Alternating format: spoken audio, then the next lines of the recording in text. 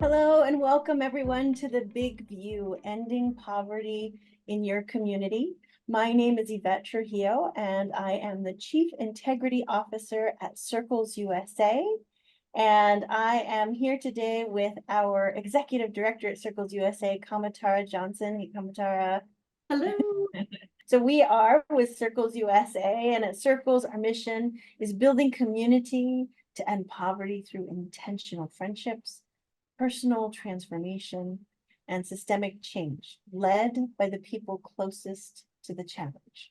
And our vision for the future that we want to be living into is all individuals live in equitable and thriving communities where poverty no longer exists. And this podcast is all about getting a better understanding, a higher level understanding of the experience of poverty. So we take that 30,000 foot level view of poverty and we break it down into these bite-sized chunks to help you understand what's actually happening for folks. What are they living through and how you can make a real difference right where you are, right in your community. So this first season of our podcast, we're going to unpack the 5 stages of moving from surviving to thriving. After 25 years of work in the anti-poverty arena, Circles USA has seen this pattern over and over again. Moving from surviving to thriving involves 5 key stages. It's crisis intervention, stabilization, readiness, placement, and advancement. So today, what we're going to do is we're going to give you a brief overview of the 5 stages.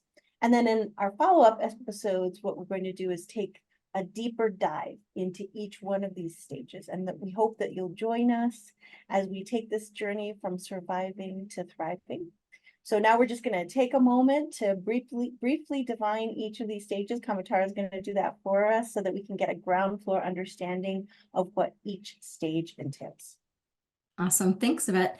So I'm going to share my screen for a moment here. So if you're watching the video, you will see it well. If you're listening to this in podcast form, then maybe go to YouTube, at least for this one, so you can see the slide, because we have an image that synthesizes the 5 stages to prosperity, or how to move from surviving to thriving.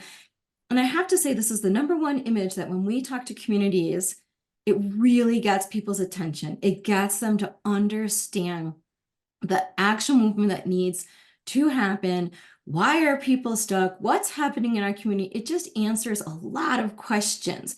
So this shows you the 5 stages. So just to process again: crisis intervention, stabilization, readiness, placement, and advancement.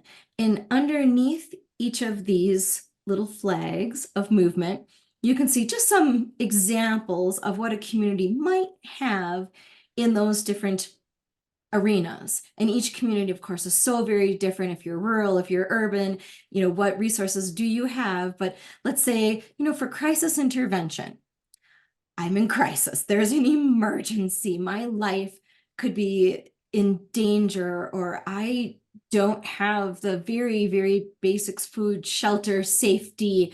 So the things you might have in your community, like shelters, police, drug treatment programs, the emergency room, all of that, critical.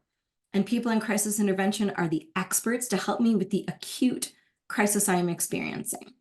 But when I can get out of the immediate crisis, then I shift into stabilization, a little more long-term care, let's say. So this is where maybe there is counseling, and healthcare sure is going to be helpful, and hopefully housing assistance and food stamps, and what are the programs in the community that could help me to not just go right back into crisis, because we want to get people to move left to right through this diagram or through these 5 stages, not to just keep looping in crisis intervention.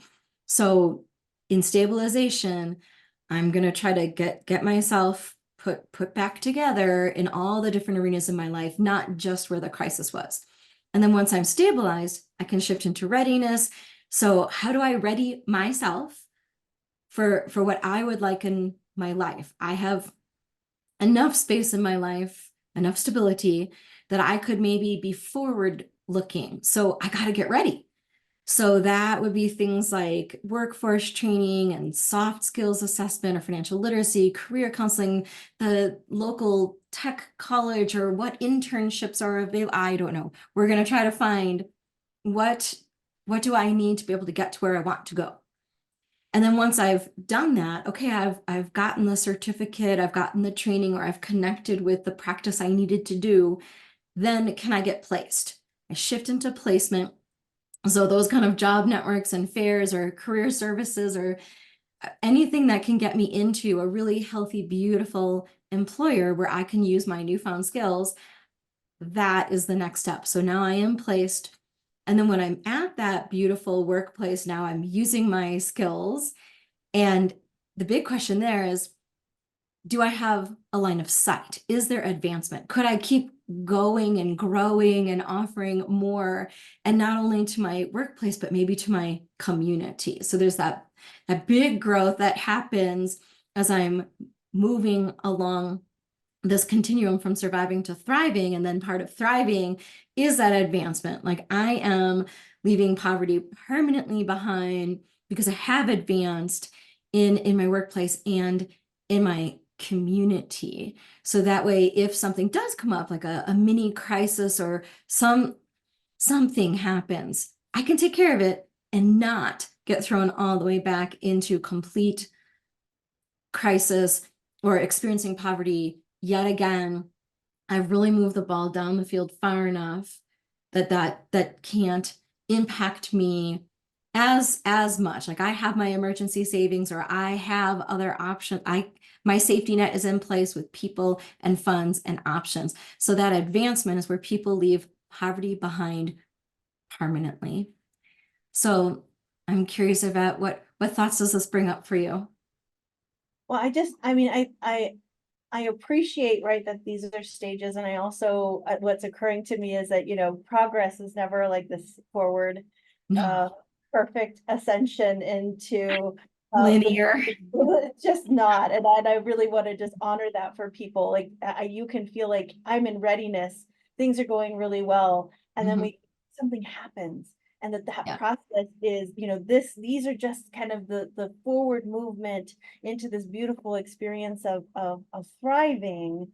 And yet, just like any other progress in life, it is Yes. a squiggly line. But what Yeah. a beautiful thing it is that we have this map, and that there's a different way of looking at and understanding each of them, so that we can Yes. show up with people as they're progressing in this process. I love that. I love that this is a process that is one of, um, standing with, standing with Yes. individuals as they take this journey of a squiggly line to Mhm. the really wonderful experience of thriving.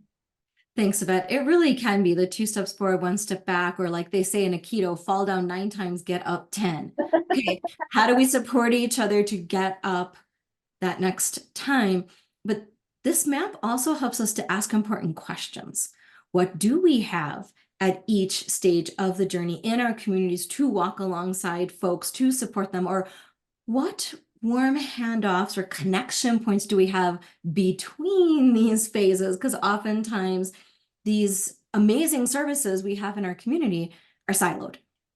So then it doesn't necessarily flow, or people might get trapped or stuck or fall in between the cracks. So not only is what do we have in our community to support people at each stage, but how do we connect those stages?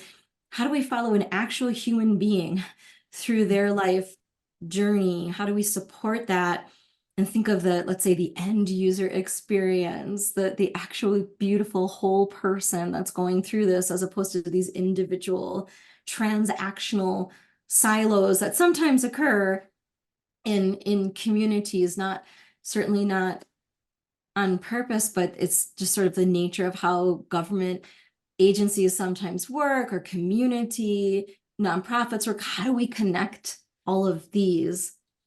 And where are the gaps and holes and traps and things that aren't going well that a community could repair? And then what is working well, and how do we foster more of that? And then how do we build all the relationships it takes to walk along together. And that's the building community to end poverty that Circles focuses on. We can build community across these 5 stages and have agencies that work together with whole families and multi-generations. And that's the beauty of this, really bringing everyone together for that, for the thriving that everyone experiences. Like, we all win when you are thriving and I am thriving. We all want the same thing. So how do we work on that together, but in a way that respects people's dignity, in a way that really sees people and sees the whole person, and honors this whole journey? Like you were saying, it can be a squiggly line. It's not this perfect one, I'm going to spend 1 month in each stage. Yeah. Sorry, not quite. But yeah, it asks important questions for communities to survey their own landscape and their own resources and how they function as a community, because we know there is enough to go around. We do have enough that we can all be thriving. We just have to figure out how to do better for each other. Right, right. And identifying, part of the work is identifying what is there, what's available, that's already in place, and how can we work together to have those systems that are in place really optimized, right? So it can, it can say like, oh, what's wrong with the system? Actually, what are the ways that we can work within this system, right? So that it serves us to the highest degree. And then if there are hiccups, if there are things that are challenges, we work together to come up with Right. possibilities, right? And how do we do that together? We do it together. We Right. do it in community. We listen to the people who are having a lived experience of engaging with those systems, with engaging in whatever's happening in each one of those stages. And then we can take a look at, okay, what are the hiccups? Where are the hiccups, and how can we help to Mhm. make positive change, that empowers the people that are working in them and the people that are owning them? What are the people that are in the systems that are just kind of operating with what's been going on? Well, maybe the information, the feedback hasn't been brought in such a way that change can happen. I just love that it's a collective impact, that we are all going to be working together. We're going to be listening to people with the lived experience who are closest to the challenge, who understand the most. And then we're working together to build a community where everyone can thrive. And that's definitely the goal of Circles USA. Absolutely. Well, I'm really, really excited to be starting on this journey, to be having this conversation. Thank you so much for joining us today. I hope that you'll come back and join us as we dive a little more deeply into that first stage crisis intervention. And we'll see you next time. Thank you.